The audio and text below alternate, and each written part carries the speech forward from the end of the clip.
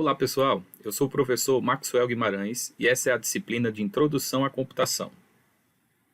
Na aula de hoje, vamos falar sobre classificação de sistemas computacionais. Hoje, vou falar sobre a classificação por princípios de construção dos sistemas computacionais. Então vamos diferenciar os sistemas classificados como analógicos e digitais.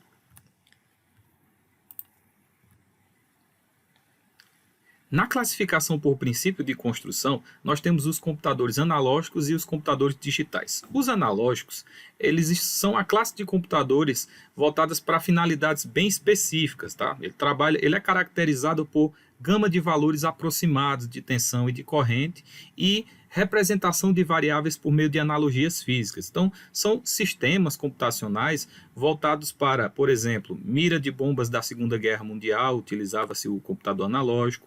Previsão do tempo, antigamente utilizava-se também computadores analógicos, e cálculo de tabelas náuticas, por exemplo, cálculos relacionados à posição de objetos celestes, de Sol, da Lua, dos planetas até então conhecidos, as formas de previsão de eclipses solares também eram realizadas mais antigamente por computadores analógicos, né? Eram desenvolvidos para essas finalidades específicas, tá? Já o computador digital, ele é caracterizado por trabalhar com dados discretos e todo um cálculo utilizando a matemática discreta. Então, o que seria dados discretos? Lá no analógico, eu tenho uma gama de valores aproximados, certo? E no digital, eu tenho valores exatos, tá? Mais precisamente, intervalos fechados entre 0 e 1.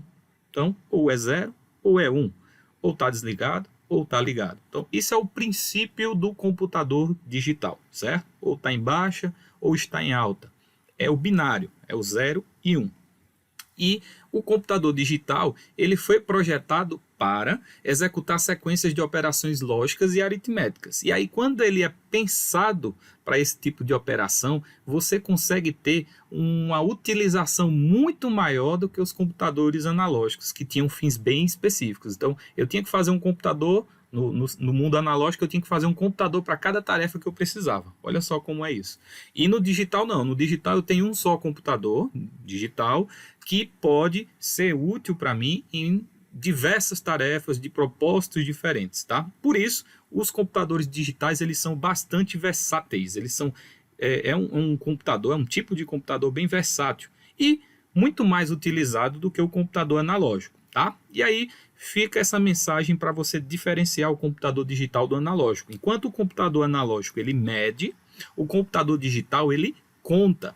E aí, lá na matemática discreta, que vocês vão conhecer mais detalhes nas disciplinas de FMCC1 e FMCC2, você vai conhecer o princípio geral da contagem, as operações relacionadas à contagem, e vejam isso com muito carinho. Por quê? Isso é o princípio básico, não é à toa que FMCC é Fundamentos Matemáticos da Ciência da Computação. Isso é o princípio básico matemático dos computadores digitais, que é o que a gente vai conhecer com mais detalhes ao longo de todo esse curso que você está começando, e também ao longo de toda a sua vida profissional você vai estar lidando com esses computadores digitais.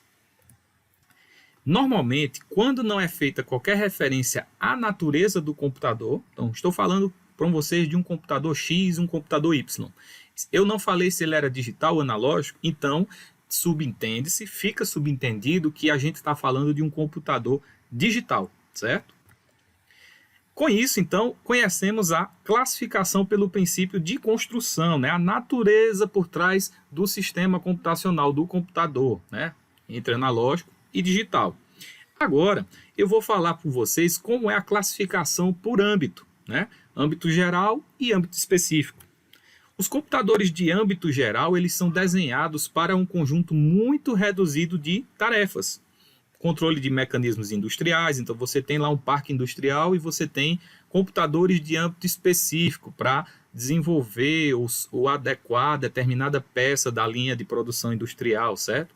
Numa linha de produção farmacêutica, você tem lá vários computadores de âmbito específico, um para produção de embalagens, outro para enchimento das embalagens com o produto que é fabricado, tá? Então, computadores de âmbito específico, eles são desenhados para propósitos específicos, então conjuntos de tarefas bem específicas. Por essa razão, os softwares, os programas que rodam nesses computadores, eles são também bem específicos e restritos, tá?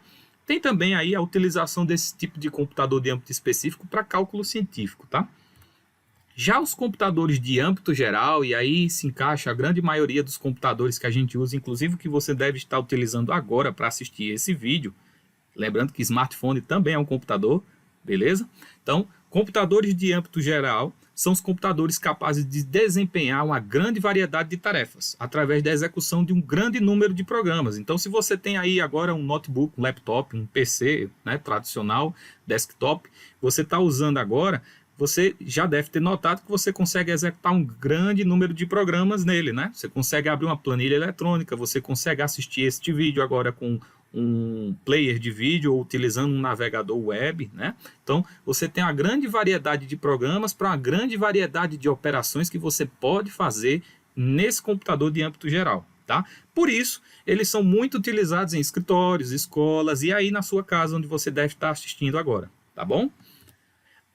Além dessa classificação por âmbito, né, computadores de âmbito geral, computadores de âmbito específico, tem também uma classificação aí em paralelo quanto à utilização. E aí você tem basicamente duas classificações, o computador científico e o computador comercial. O científico, como o nome já diz, ele é dirigido para aquelas áreas de cálculo e pesquisas científicas, onde é necessário, é requerido resultados de maior precisão e pequeno volume de entrada e saída. Então, eu não tenho muitos dados para tratar, mas, porém, o meu resultado precisa ser de uma precisão extrema, tá? Uma precisão muito grande. Então, por exemplo, se você pensar aí, computadores lá na NASA para os determinados cálculos necessários para as naves espaciais, né? Eles precisam de uma precisão gigantesca e quase sempre o volume de dados para o cálculo ele não é muito grande, né? Mas a precisão ela precisa sim ser prioridade máxima. Já o computador comercial, como o nome já diz, né, é a grande maioria, né, constitui a grande maioria dos equipamentos utilizados nas empresas, como o nome já diz, comercial, né? Por quê? Porque permite o trato rápido e seguro dos problemas que precisam ser resolvidos utilizando essa lindeza que vocês estão usando agora aí, o nosso computador comercial, o nosso computador de uso geral, né? Serve para resolver a nossa vida num monte de coisa, né? Então, eles podem comportar, sim, um grande volume de dados de entrada, de saída, e a precisão, no caso do computador comercial, ela não é tão exigida assim, certo? Se você precisa de muita precisão, vai para um computador científico. Mas, no uso comercial, a precisão ela não é um fator determinante, tá? Você pode até querer alguma precisão, mas não estamos falando aqui de grandes precisões, tá? De algo muito extremo. E aí, a maioria dos fabricantes hoje, eles dispõem de produtos, né, ditos de uso geral, que comportam tanto a área científica quanto a área comercial. Então, o que é que eu estou dizendo para vocês? Que, voltando lá para nossa classificação por âmbito, né, computadores de uso geral, computadores de uso específico, nós podemos colocar essa classificação de utilização como uma subclassificação dos computadores ditos de uso geral, tá bom? Então, computadores de uso específico, né? Pode ser visto aí em instituições científicas, em indústrias, computadores de uso geral, aí eu posso também encontrar em indústria, em instituições científicas, no comércio, na sua casa, em qualquer outro lugar. Então, computadores de uso geral, eles estão mais difundidos do que os específicos, até porque em quantidade, os computadores de uso geral, né, eles existem em maior quantidade. É isso, pessoal. Então, concluímos esse vídeo falando sobre classificação por princípio de construção e classificação por âmbito. No próximo vídeo, eu vou falar para vocês sobre a nossa última forma de classificação dos sistemas computacionais, a classificação por porte. Ao longo do curso, você não deve esquecer desses 6 pontos principais. Estudar o material de apoio, certo? Estude o material de apoio, revise esse vídeo se for preciso, assista novamente, veja os slides que também estão disponibilizados dentro desse conteúdo aí do material de apoio. Coloque suas dúvidas, poste suas dúvidas nos fóruns de discussão, tá? Procure a monitoria, os tutores, os professores, para tirar suas dúvidas. Aqui o importante é você não deixar acumular dúvidas, porque uma dúvida que você deixou ali sem resolver, ela pode se transformar em dúvidas maiores à medida que a gente vai avançando no conteúdo da disciplina. Realize os exercícios e os questionários propostos, tá? Importante, antes de realizar os questionários obrigatórios e indispensáveis para que você prossiga na disciplina, revise o conteúdo, dê uma olhada em todo o material que você estudou, tá? Não deixe passar nada despercebido. E tenha sempre atenção aos prazos para a conclusão das atividades, tá? É muito importante você ficar ligado, acessando o AVA constantemente, acompanhando também os e-mails que eventualmente os professores e os monitores podem mandar para você. E é importante sempre estar atento aos prazos, tudo bem? É isso, pessoal. Até o nosso próximo encontro. Tchau!